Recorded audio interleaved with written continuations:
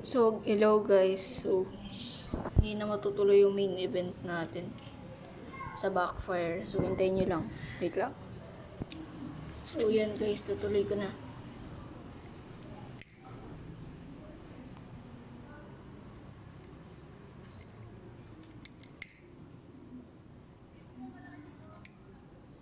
Yung dalawang backfire.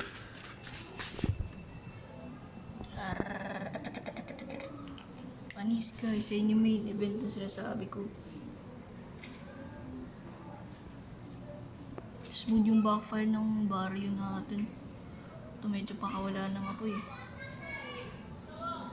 Nawala na yung backfire niya. Nawala na yung sa barrio. Ito tuloy-tuloy natin.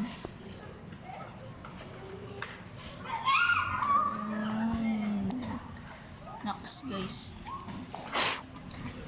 So yan guys. So, sana nag-enjoy kayo. Ito yung main event natin. Isayo. Nangamoy guma. Baho. Tanggal yung mga open pipe nila guys. Bakit talaga umusok?